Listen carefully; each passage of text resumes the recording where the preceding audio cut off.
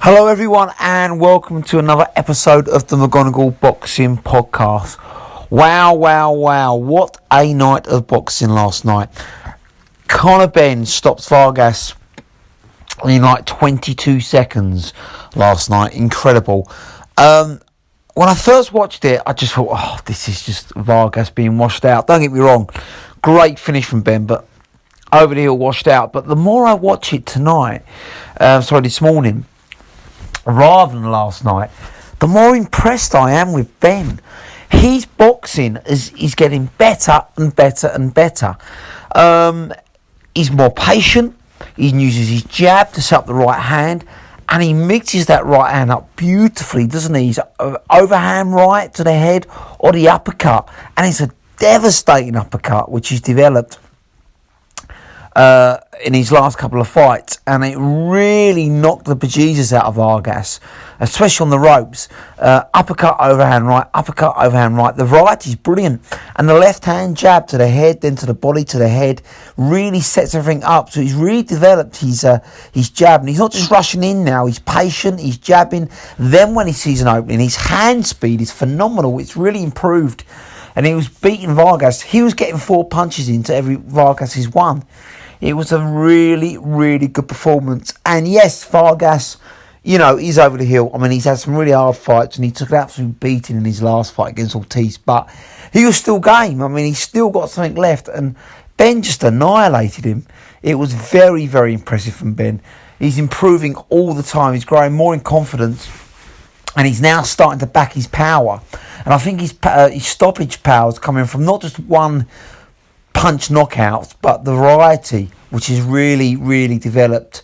Like the uppercut, he's developed that shot as well now. He's not just headhunting, and he's setting things up with the jab. People are getting distracted by the jab, and then boom, out of nowhere the overhand right comes. So it's very impressive from Benn. Definitely his best career performance, and onwards and upwards. He's called out Khan. I think he beats Khan. I really do. I think Khan's too inactive. He's aging now, and I just think Benn lands on him and hurts him and stops him. I mean, Khan's chin is non-existent these days, and I just think that he's slowing down and he's there to be taken by Benn. Sean Porter is probably a little bit too early, but next year, let's go for it. I mean, why not? Benn will be 25, he'll have a couple more fights. Let's do it. But I think the fight to make right now is the David Avanesian fight, isn't it, for the European title? A great stepping stone.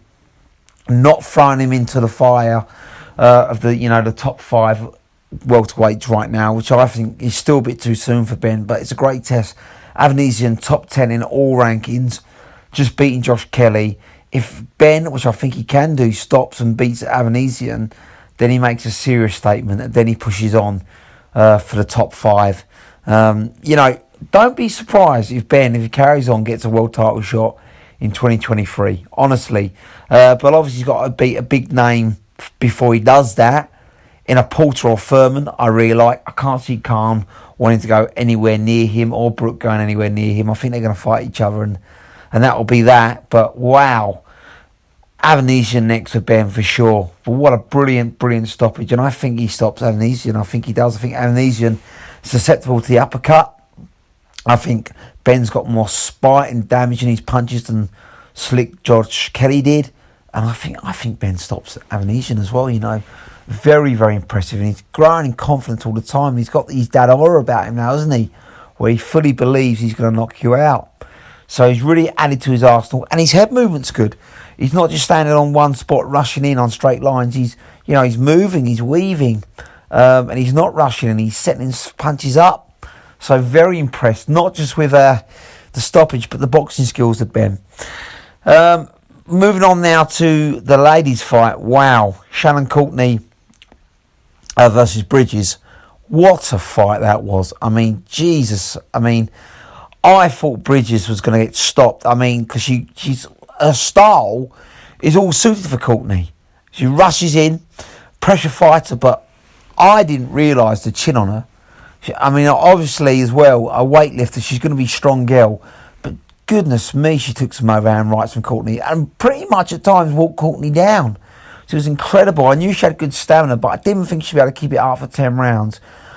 Credit Courtney as well. I mean, she got caught a few times. I mean, Bridges was walking her down at times and throwing her own overhand right, and Courtney sucked it up. There was one awkward time around the 7th. We thought, oh my goodness, Courtney's tired here, but she sucked it up.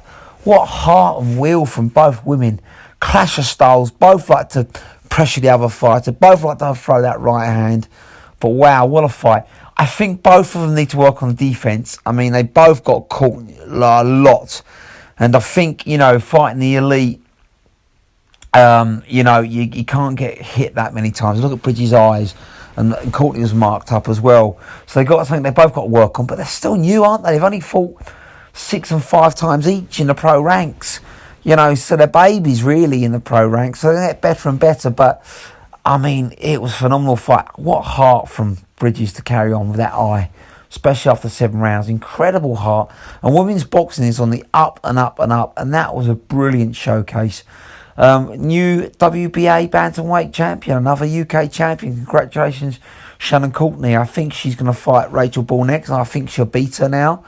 But it won't be easy again. Ball's game, but I think Courtney, more experienced, better. But needs to keep that guard up though. Again, I don't like her getting hit as much as she's doing right now, but she's such heart and will and a beautiful right hand. Nearly stopped Bridges late on as well. I mean, Bridges couldn't see the punches coming towards the end, but wow, what heart from both ladies. Fight of the night, possibly already one of the fights of the year. They talk the talk, they walk the walk, and both deserve huge credit for a fantastic showcase for women's boxing.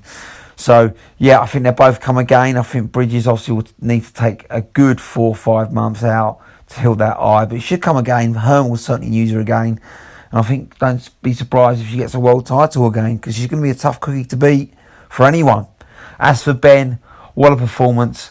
David Avanesian next for the European title, and then let's crack on 2022 for one of the big guns of the welterweight division. Porter, Furman, bring it on.